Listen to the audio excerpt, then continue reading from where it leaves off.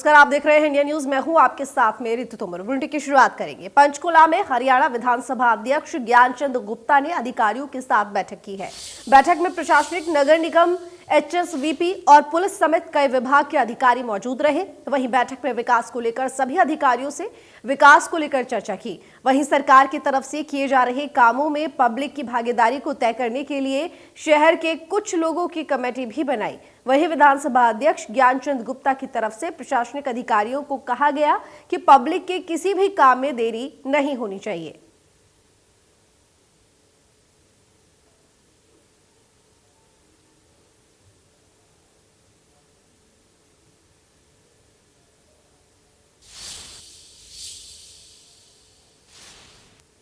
तो वहीं अनिल विज के पास अपनी फरियाद लेकर प्रदेश के कोने कोने से लोग आते हैं। लोगों को पूरी उम्मीद होती है कि गृह मंत्री अनिल विज के पास उन्हें इंसाफ जरूर मिलेगा। और इसी कड़ी में पानीपत से अंबाला छावनी में अनिल विज के निवास पर एक बुजुर्ग फिरौती से जुड़े मामले की अपनी शिकायत को लेकर पहुंचा, जिसमें कोर्ट के आदेशों के बाद दर्ज हुई एफआईआर पर पुलिस की तरफ से कार्रवाई न किए जाने पर गृह मंत्री अनिल विज ने बड़ा एक्शन लिया। इस मामले में पानीपत सीआईए 2 के 7 पुलिसकर्मियों पर गाजगिरी और गृह मंत्री अनिल विज ने मामले में तुरंत कार्रवाई करते हुए एफआईआर दर्ज करवाकर सभी 7 पुलिसकर्मियों को सस्पेंड करने के आदेश पानीपत एसपी को दिए हैं।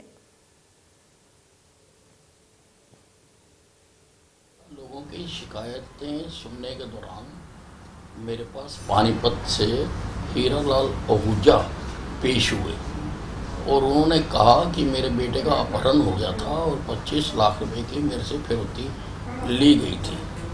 उन्होंने मामला कोर्ट में लगाया था। कोर्ट ने सीआईए स्टाफ के खिलाफ 25/12 को एफआईआर दर्ज करने के आदेश जारी कर दिए थे और अभी तक कोई कार्रवाई नहीं हुई। मैंने पानीपत एसपी से फ़ोन पर बात करके कहा कि ये बहुत संगीन मामला है कि जब एफआईआर दर्ज हो गई तो उनको अभी तक उनके खिलाफ कार्रवाई क्यों नहीं की गई। और मैंने आदेश दिए कि जिन जिन के नाम इस एफआईआर में शामिल हैं उनको तुरंत प्रभाव से सस्पेंड किया जाए और उनके खिलाफ कार्रवाई।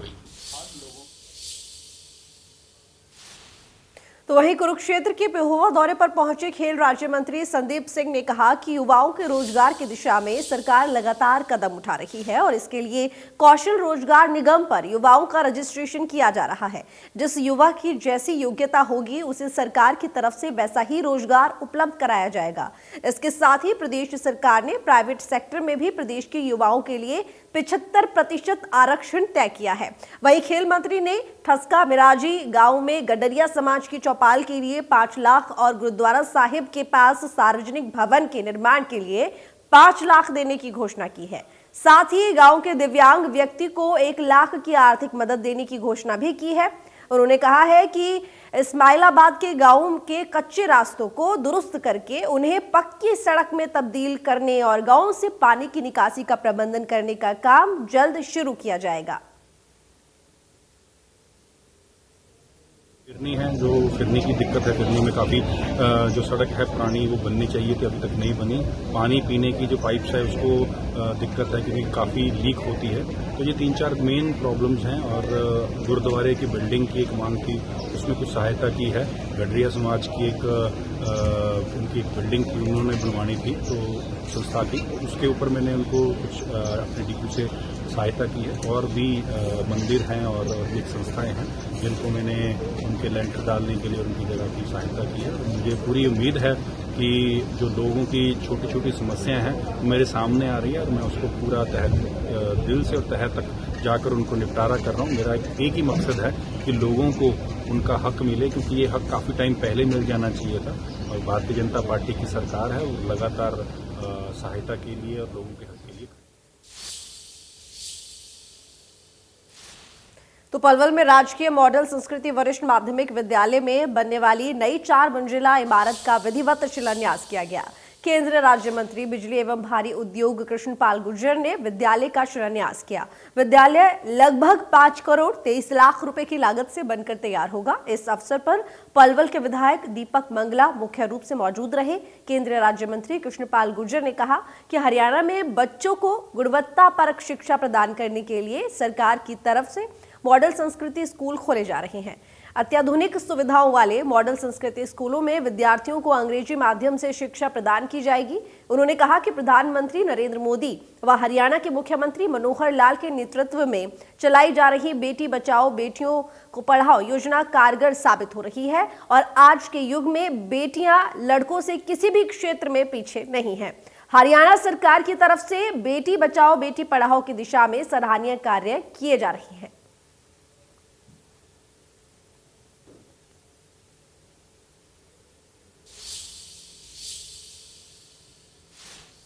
तो वहीं भिवानी के वैश्य महाविद्यालय में CBALU और यूनिवर्सिटी में 3 दिवसीय यूथ फेस्टिवल का आयोजन किया गया। कार्यक्रम में सांसद धर्मवीर सिंह और CM OSD गजेंद्र फोगाट बतौर मुख्य अतिथि के रूप में शिरकत उन्होंने की। वहीं सांसद चौधरी धर्मवीर सिंह ने कहा कि हमें अपनी संस्कृति को बढ़ावा देना चाहिए क्योंकि संस्कृति और संस्कार का समावेश होना बहुत जरूरी है। वहीं उन्होंने शिक्षा, संगीत और कला पर प्रकाश डालते हुए कहा कि व्यक्ति के भागदौड़ भरे जीवन में संगीत और सांस्कृतिक कार्यक्रम भी बड़ा महत्व रखते हैं। उन्होंने कहा कि हमें केवल एक किताबी कीड़ा नहीं बनना है, हमें शिक्षा के साथ साथ कला, साहित्य और संगीत के क्षेत्र में भी आगे बढ़ना चाहिए जो हमें तनाव से दूर रखते हैं। इसलिए तनाव भरे जीवन से दूर रहने के लिए हमें इस प्रकार के युवा महोत्सव काफी कुछ सिखाते हैं। वहीं उन्होंने छात्राओं में हीमोग्लोबिन की कमी पर भी गहरी चिंता व्यक्त की।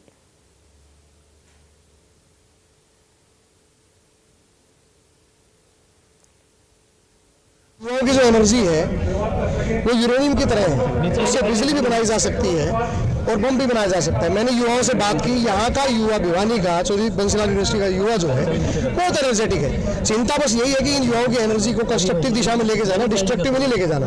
इसलिए मैंने यहाँ पे सुनाया है कि डोंगे ऊपर टांगे पिस्तल बड़े फिर बदमाश रहे, गौ माता ठोकर में लगी किसी ने कोई ख्यास रहे, जिसके गुर्दे में दम होने चाह लगे हथियार की जवानों कर नहीं सकता रीस करो भगत सिंह सरदार की। देखो जी,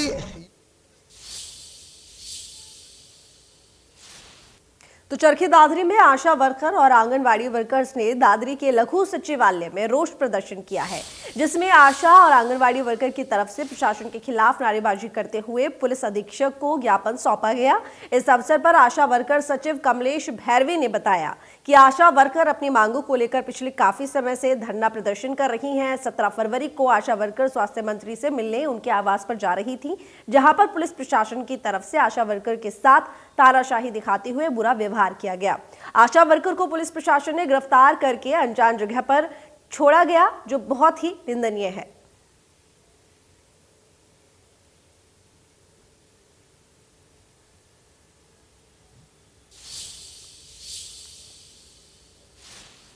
तो हरियाणा में अपनी मांगों को लेकर प्रदर्शन कर रही आंगनवाड़ी वर्कर्स 3 मार्च को विधानसभा का घेराव करेंगे। आंगनवाड़ी वर्कर्स की सरकार के साथ हुई बातचीत विफल रहने के बाद प्रदर्शनकारी वर्कर्स और यूनियन के नेताओं ने आंदोलन को तेज करने की चेतावनी दी है। प्रदर्शन कर रही आंगनवाड़ी वर्कर जो है आज सड़कों पर उतरी हैं, लेकिन आज सड़कों पर उतरने का कारण जो है कुछ और है। विरोध जरूर जताया जा रहा है सरकार के खिलाफ, लेकिन विरोध का तरीका कुछ अलग है। हमारे साथ कुछ मौजूद है, उनसे जानेंगे कि वो किस तरह से है, क्योंकि आज जो है आंगनवाड़ी वर्कर सड़कों पर भीख मांगने के लिए उतरी हैं या कहें आर्थिक मदद के लिए ये आज उतरी हैं। इनसे बात करेंगे कि क्या है विरोध आज का और किस तरह से जताएंगे। सरकार ने इनके साथ बातचीत जरूर की थी, लेकिन ये बातचीत किसी नतीजे पर नहीं पहुंची। अब जो है देख सकते हैं आप कि किस तरह से आर्थिक मदद के लिए ये दर दर पर जा रहे हैं। लोगों से मदद की अपील की जा रही है कि उनके इस आंदोलन में सहयोग दे। जी मैडम, क्या है आज का विरोध? आज का ये विरोध है, हम 80 दिन से हड़ताल पे बैठे हैं और सरकार ने हमें इस कदर परेशान कर दिया कि हम आर्थिक स्थिति से जूझ रहे हैं। 14 तारीख से महापड़ाव लगा हुआ है पूरे हरियाणा का 52,000 वर्कर हेल्परों का, और उसको हमें यहाँ रहने के लिए, खाने के लिए, टेंट की सुविधा के लिए बड़ी परेशानी आ रही है। तो उसके लिए हम आर्थिक मदद हम अपनी मार्केट से मांग रहे हैं सभी साथियों से।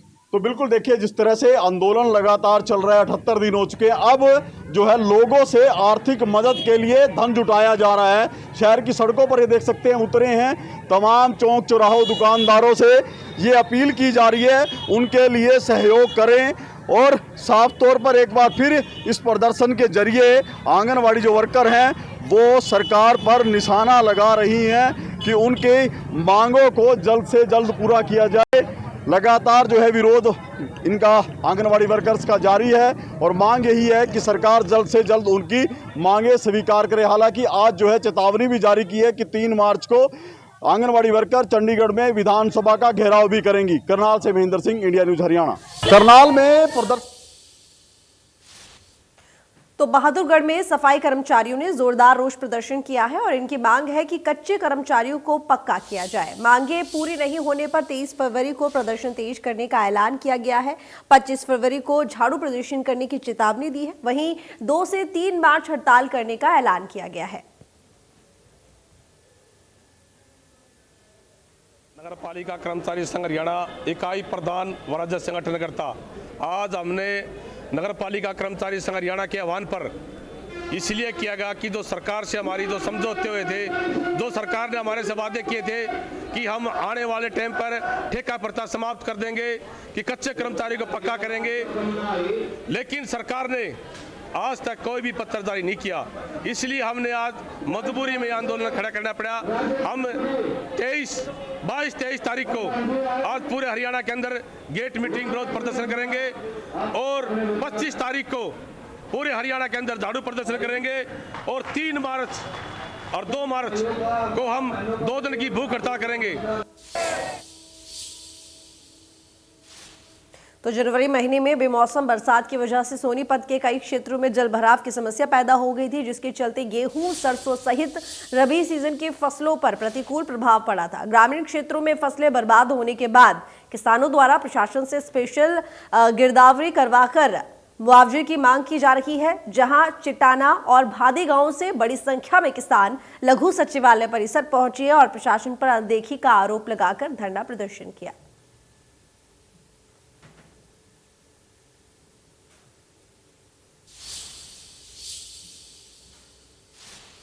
वहीं मेवात में डॉक्टर अब्दुल रहमान खान को जिला शिक्षा अधिकारी बनाए जाने पर मेवात में खुशी की लहर है। मेवात के समाजसेवी, शिक्षाविदों और अध्यापकों ने डॉक्टर अब्दुल रहमान खान को जिला शिक्षा अधिकारी बनाए जाने पर सरकार का धन्यवाद किया है। समाजसेवी आशिफ चंदैनी ने बताया कि सरकार ने तुरंत प्रभाव से डॉक्टर रहमान खान को जिला मेवात का जिला शिक्षा अधिकारी नियुक्त किया है। निश्चित तौर पर डॉक्टर रहमान की जिला शिक्षा अधिकारी के रूप में नियुक्ति से मेवात में शिक्षा की रोशनी देखने को मिलेगी। उन्होंने चंदैनी गांव के स्कूल को अपग्रेड कराने की मांग जिला शिक्षा अधिकारी से की है। वहीं जिला शिक्षा अधिकारी ने भरोसा दिलाया है डॉक्टर अब्दुल रहमान को जिला शिक्षा अधिकारी का अतिरिक्त कार्यभार मिलने के बाद उनका मुख्य उद्देश्य जिले के अंदर बच्चों को गुणवत्तापूर्ण शिक्षा उपलब्ध करवाने पर रहेगा। उन्होंने कहा कि जिले में शिक्षा के स्तर को सुधारने के लिए पर्याप्त कोशिश की जाएगी।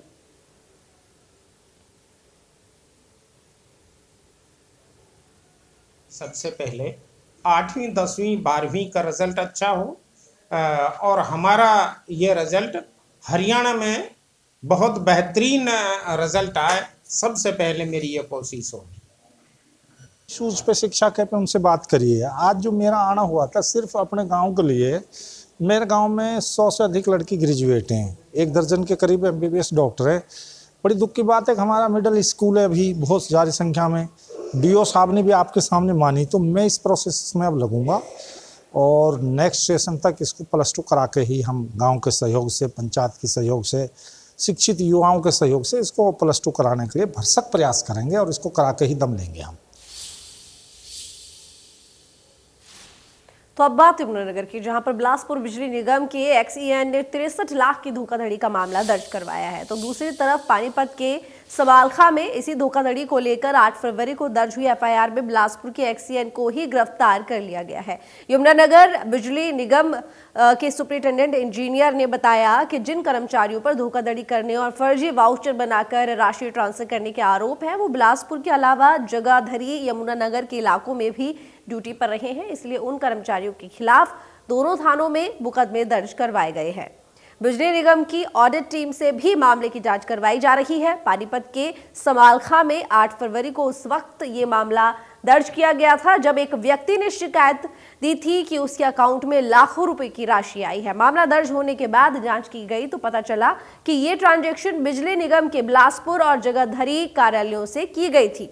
इस तरह की 1 दर्जन से ज्यादा ट्रांजैक्शन मिली, जिसमें 50 लाख से ज्यादा की राशि ट्रांसफर की गई थी। चल रही है।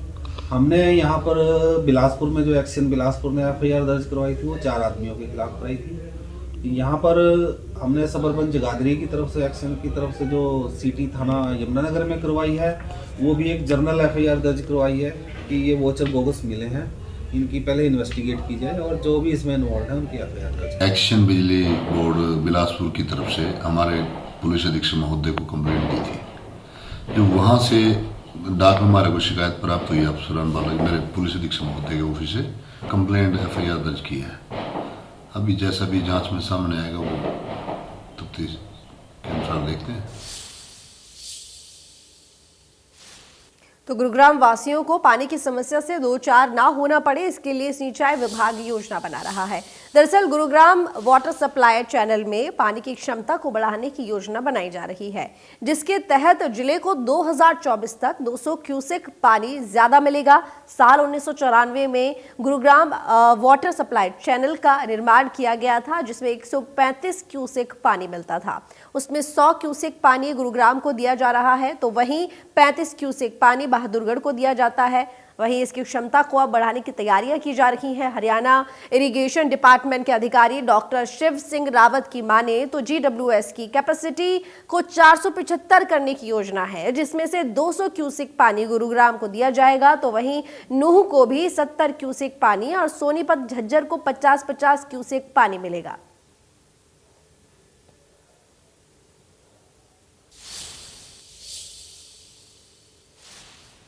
तो फतेहाबाद के गांव खजूरी जांटी से लापता इनेलो युवा विंग के पूर्व जिला प्रधान विनीत मांझू की हत्या मामले का पुलिस ने खुलासा करते हुए 2 आरोपियों को गिरफ्तार कर लिया है। पकड़े गए आरोपितों की पहचान गांव भिरडाना निवासी गौरव और किरडान निवासी सुनील के रूप में हुई है। विनीत मांझू की गौरव भिरडाना ने गला घोटकर हत्या की थी। पुलिस आरोपियों को कोर्ट में पेश कर रिमांड पर लेगी। रिमांड के दौरान पुलिस आरोपियों से कार, रस्सी और हत्या में शामिल अन्य हथियार भी बरामद करेगी।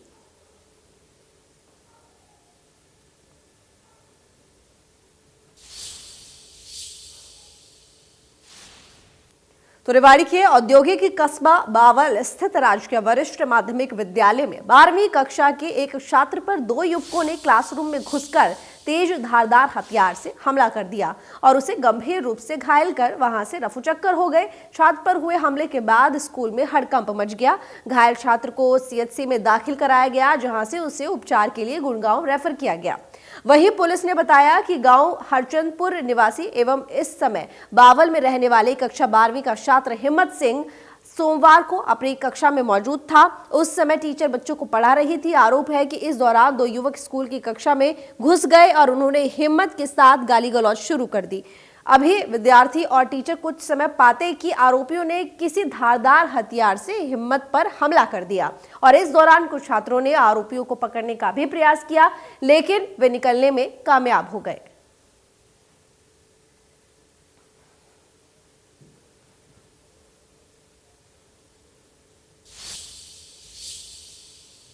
तो फिलहाल इस बुलेटिन में इतना ही। खबरों का सिलसिला लगातार जारी रहेगा। देखते रहिए इंडिया न्यूज।